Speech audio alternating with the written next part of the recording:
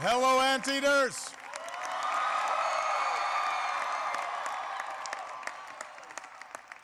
That is something I never thought I'd say. Please take a seat.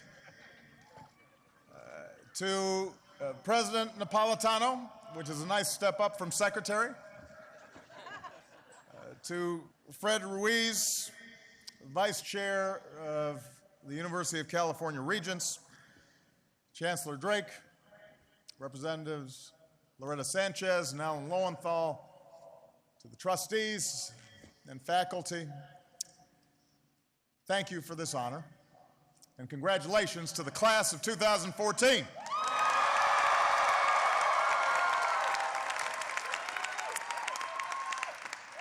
Now, let me begin by saying all of you had the inside track in getting me here, because my personal assistant, Ferial, is a proud anteater.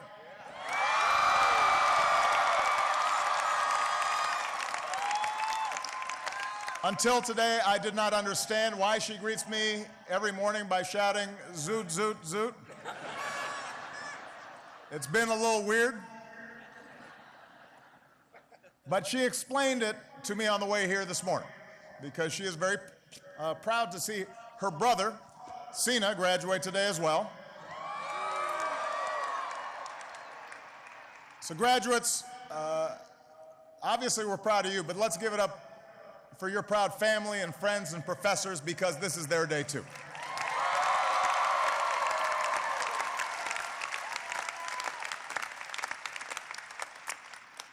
And even though he's on the road this weekend, I also want to thank Angels center fielder Mike Trout for letting me cover his turf for a while. He actually signed a bat for me, which is part of my retirement plan. I will be keeping that. And this is a pretty cool place to hold a commencement. I know that UC-Irvine's baseball team opens College World Series play in Omaha right about now. So let's get this speech underway. If the hot dog guy comes by, get me one. Now, in addition to Ferial graduates, I am here for a simple reason: you asked. For those who don't know, the UC-Irvine community sent 10,000 postcards to the White House asking me to come speak today.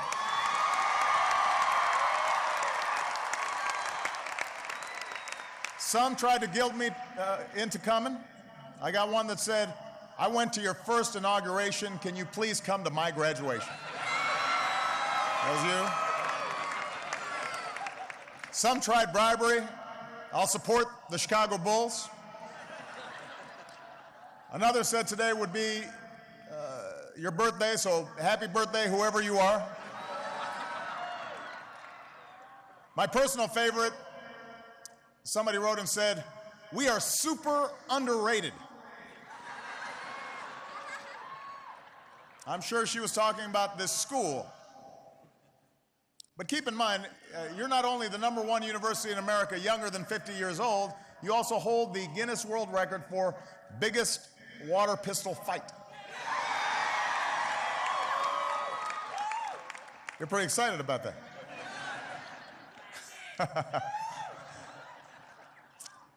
We are super underrated. This young lady could have just as well been talking, though, about this generation. I think this generation of young people is super underrated. You know, in your young lives, you've seen dizzying change. From terror attacks to economic turmoil, from Twitter to Tumblr. Some of your families have known tough times during the course of the worst economic crisis since the Great Depression. You're graduating into a still healing job market. And some of you are carrying student loan debt that you're concerned about. And yet your generation, the most educated, the most diverse, the most tolerant, the most politically independent, and the most digitally fluent in our history, is also on record as being the most optimistic about our future.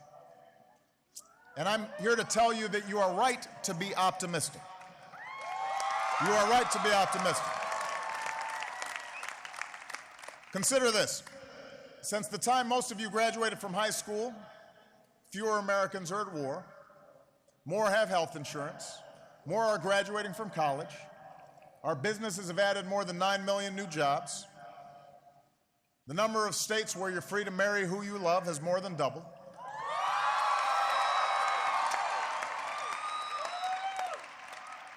And that's just some of the progress that you've seen while you've been studying here at UC-Irvine. But we do face real challenges. Rebuilding the middle class and reversing inequalities rise. Reining in college costs, protecting voting rights, welcoming the immigrants and young dreamers who keep this country vibrant, stemming the tide of violence that guns inflict on our schools. We've got some big challenges. And if you're fed a steady diet of cynicism that says nobody's trustworthy and nothing works and there's no way we can actually address these problems, then the temptation is to just go it alone, to look after yourself and not participate in the larger project of achieving our best vision of America. And I'm here to tell you, don't believe the cynicism. Guard against it. Don't buy into it. Today, I want to use one case study to show you that progress is possible and perseverance is critical. I want to show you how badly we need you, both your individual voices and your collective efforts, to give you the chance you seek to change the world and maybe even save it. I'm going to talk about one of the most significant long-term challenges that our country and our planet faces, the growing threat of a rapidly changing climate. Now, this isn't a policy speech. I understand it's a commencement, and I already delivered a long climate address last summer. I remember because it was 95 degrees, and my staff had me do it outside, and I was pouring with sweat as a visual aid. And since this is a very educated group, you already know the science. Burning fossil fuels releases carbon dioxide. Carbon dioxide traps heat. Levels of carbon dioxide in our atmosphere are higher than they've been in 800,000 years. We know the trends. The 18 warmest years on record have all happened since you graduates were born. We know what we see with our own eyes. Out west, firefighters brave longer, harsher wildfire seasons. States have to budget for that. Mountain towns worry about what smaller snowpacks mean for tourism. Farmers and families at the bottom worry about what it will mean for their water. In cities like Norfolk and Miami, streets now flood frequently at high tide. Shrinking ice caps have National Geographic making the biggest change in its atlas since the Soviet Union broke apart. So the question is not whether we need to act. The overwhelming judgment of science, accumulated and measured and reviewed over decades, has put that question to rest. The question is whether we have the will to act before it's too late. For if we fail to protect the world we leave, not just to my children, but to your children and your children's children, we will fail one of our primary reasons for being on this world in the first place. And that is to leave the world a little bit better for the next generation. Now, the good news is you already know all this. UC-Irvine set up the first Earth System Science Department in America.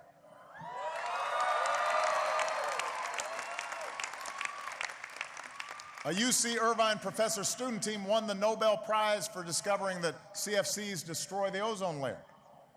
A UC-Irvine glaciologist's work led to one of last month's reports showing one of the world's major ice sheets in irreversible retreat. Students and professors are in the field working to predict changing weather patterns, fire seasons, and water tables. working to understand how shifting seasons affect global ecosystems, to get zero-emission vehicles on the road faster, to help coastal communities adapt to rising seas. And when I challenged colleges to reduce their energy use 20% by 2020, UC-Irvine went ahead and did it last year. Done.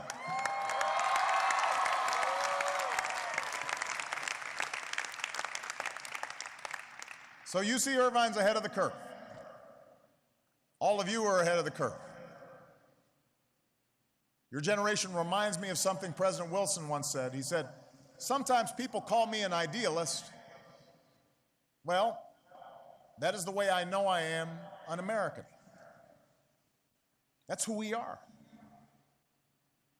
If you need a reason to be optimistic about our future, then look around this stadium, because today in America, the largest single age group is 22 years old. And you are going to do great things. And I want you to know that I've got your back. Because one of the reasons I ran for this office was because I believed our dangerous addiction to foreign oil left our economy at risk and our planet in peril. So when I took office, we set out to use more clean energy and less dirty energy and waste less energy overall. And since then, we've doubled the distance our cars will go on a gallon of gas by the middle of the next decade. We've tripled the electricity we harness from the wind, generating enough last year to power every home in California. We've multiplied the electricity we generate from the sun 10 times over. And this state, California, is so far ahead of the rest of the country in solar that earlier this year, solar power met 18% of your total power demand one day.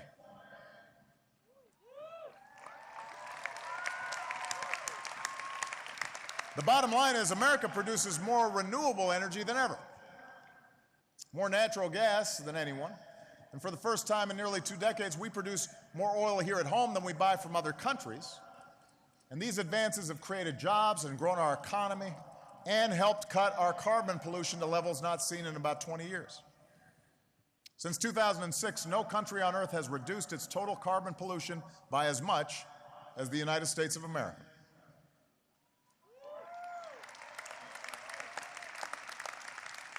So that's all reason for optimism. Here's the challenge. We've got to do more. What we're doing is not enough.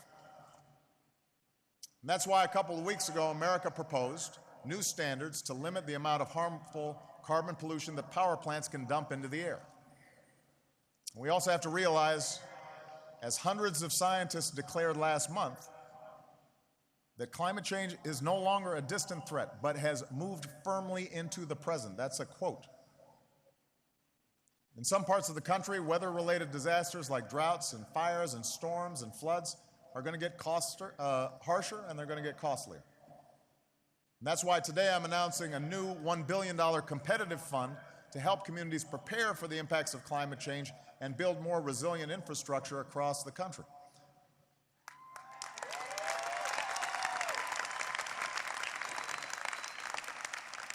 So it's a big problem. But progress, no matter how big the problem, is possible.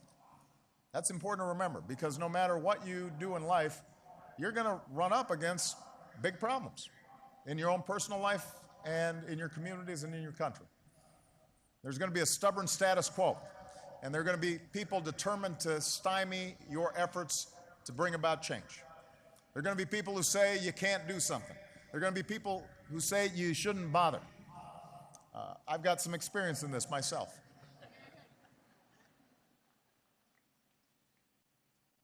Now, part of what's unique about climate change, though, is the nature of some of the opposition to action.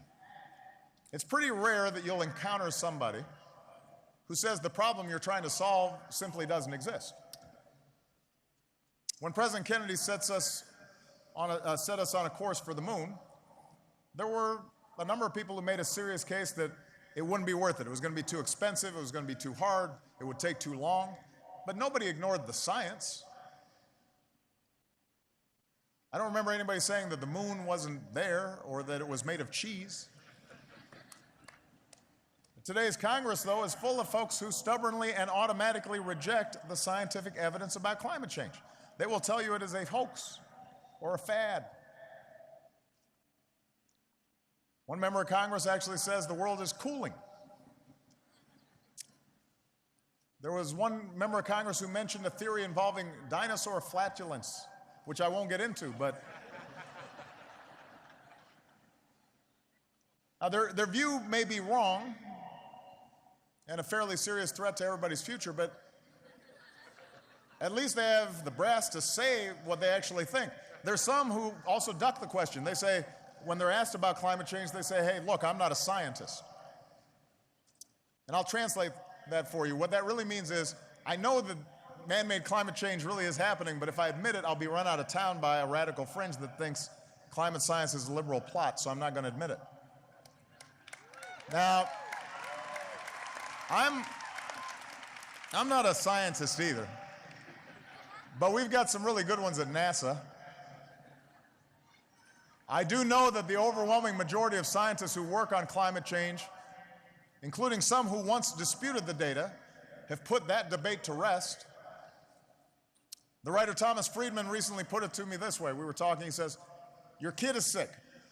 You consult 100 doctors. 97 of them tell you to do this. 3 tell you to do that. And you want to go with the 3? The fact is, this should not be a partisan issue. After all, it was Republicans who used to lead the way on new ideas to protect our environment. It was Teddy Roosevelt who first pushed for our magnificent national parks. It was Richard Nixon who signed the Clean Air Act and opened the EPA. George H.W. Bush, a wonderful man who at 90 just jumped out of a plane in a parachute, said that human activities are changing the atmosphere in unexpected and unprecedented ways. John McCain and other Republicans publicly supported free market-based cap-and-trade bills to slow carbon pollution just a few years ago, before the Tea Party decided it was a massive threat to freedom and liberty. These days, unfortunately, nothing's happening. Even minor energy efficiency bills are killed on the Senate floor. And the reason is because people are thinking about politics instead of thinking about what's good for the next generation. What's the point of public office if you're not going to use your power to help solve problems?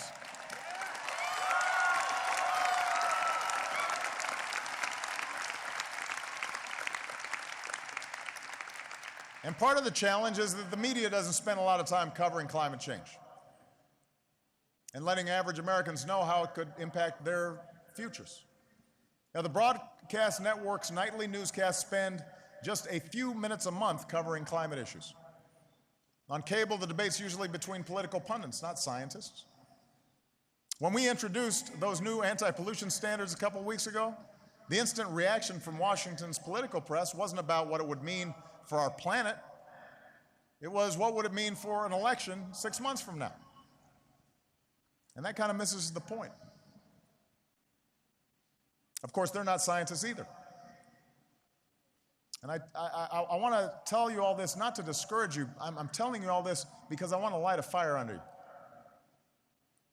As the generation getting shortchanged by inaction on this issue, I want all of you to understand you cannot accept that this is the way it has to be.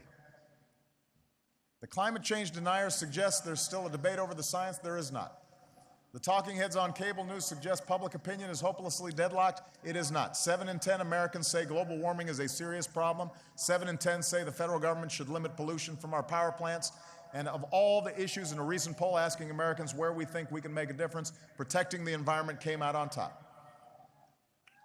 So we've got public opinion potentially on our side. We can do this.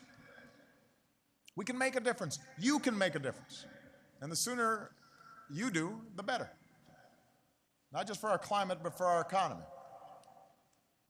There's a reason that more than 700 businesses like Apple and Microsoft and GM and Nike, Intel, Starbucks have declared that tackling climate change is one of America's greatest economic opportunities in the 21st century.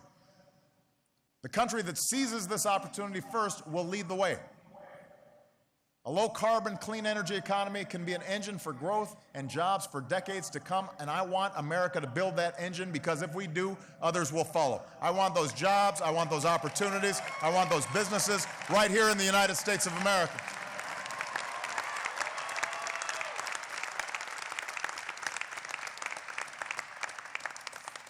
Developing countries are using more and more energy, and tens of millions of people are entering the global middle class, and they want to buy cars and refrigerators. And so if we don't deal with this problem soon, we're going to be overwhelmed. These nations have some of the fastest rising levels of carbon pollution. They're going to have to take action to meet this challenge. They're more vulnerable to the effects of climate change than we are. They've got even more to lose, but they're waiting to see, what does America do? That's what the world does. It waits to watch us act. And when we do, they move.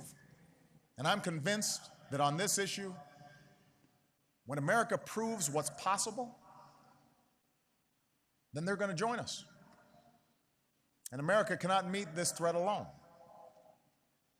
course, the world cannot meet it without America. This is a fight that America must lead. So I'm going to keep doing my part for as long as I hold this office, and as long as I'm a citizen once out of office. But we're going to need you, the next generation, to finish the job. We need scientists to design new fuels. We need farmers to help grow them. We need engineers to invent new technologies. We need entrepreneurs to sell those technologies. We need workers to operate assembly lines that hum with high-tech, zero-carbon components. We need builders to hammer into place the foundations for a clean energy age. We need diplomats and businessmen and women and Peace Corps volunteers to help developing nations skip past the dirty phase of development and transition to sustainable sources of energy. In other words, we need you. We need you. And if you believe, like I do, that something has to be done on this, then you're going to have to speak out. You're going to have to learn more about these issues. You're going to have to, even if you're not like Jessica and an expert, you're going to have to work on this. You're going to have to push those of us in power to do what this American moment demands. You've got to educate your classmates and colleagues and family members and fellow citizens and tell them what's at stake. You've got to push back against the misinformation and speak out for facts and organize others around your vision for the future. You need to invest in what helps and divest from what harms. And you've got to remind everyone who represents you at every level of government that doing something about climate change is a prerequisite for your vote. You know, it's no accident that when President Kennedy needed to convince the nation that sending Americans into space was a worthy goal, he went to a university. That's where he started. Because a challenge as big as that, as costly as that, as difficult as that, requires a spirit of youth.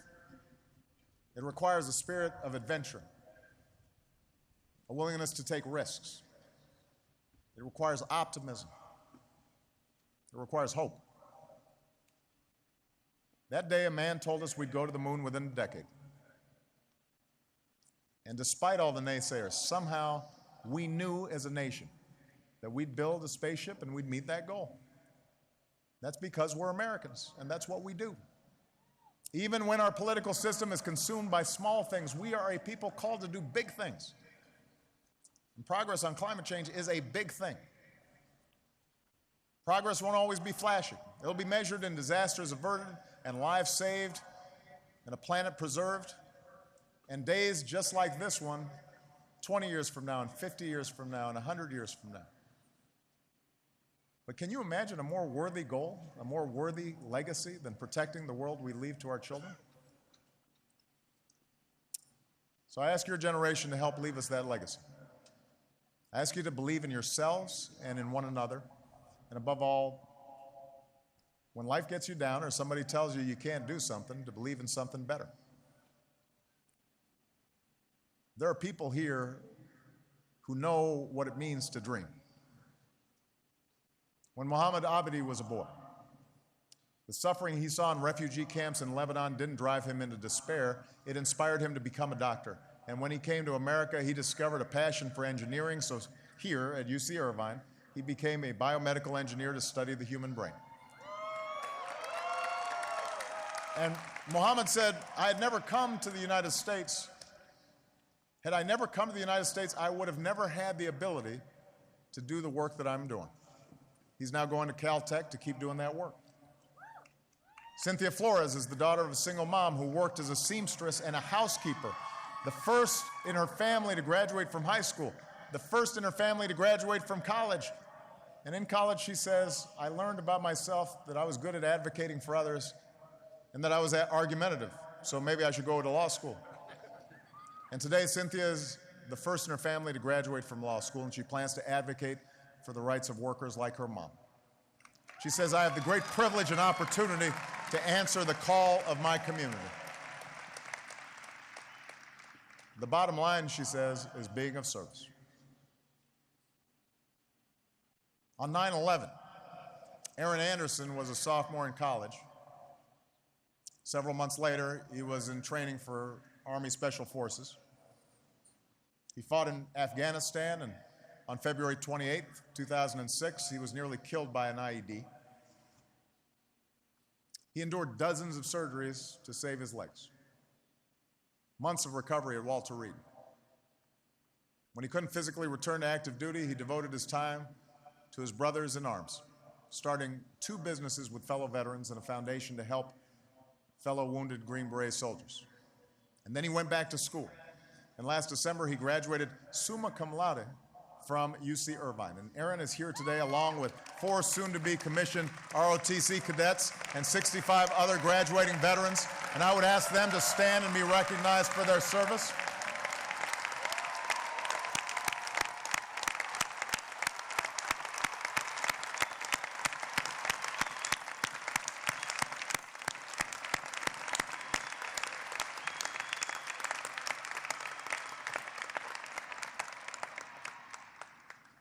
The point is, you know how to dream, and you know how to work for your dreams. And yes, sometimes you may be super underrated. But you know, usually it's the underrated, the underdogs, the dreamers, the idealists, the fighters, the argumentative. Those are the folks who do the biggest things. And this generation, this 9/11 generation of soldiers, this new generation of scientists and advocates and entrepreneurs and altruists, you're the antidote to cynicism. Doesn't mean you're not going to get down sometimes. You will. You'll know disillusionment. You'll experience doubt. People will disappoint you by their actions. But that can't discourage you. Cynicism has never won a war or cured a disease or started a business or fed a young mind or sent men into space. Cynicism is a choice. Hope is a better choice. Hope is what gave young soldiers the courage to storm a beach and liberate people they never met. Hope is what gave young students the strength to sit in and stand up and march for women's rights and civil rights and voting rights and gay rights and immigration rights. Hope is the belief against all evidence to the contrary that there are better days ahead and that together we can build up a middle class and reshape our immigration system and shield our children from gun violence and shelter future generations from the ravages of climate change. Hope is the fact that today, the single largest age group in America is 22-year-olds who are all just itching to reshape this country and reshape the world, and I cannot wait to see what you do tomorrow. Congratulations. Thank you, class of 2014. God bless you. God bless the United States of America.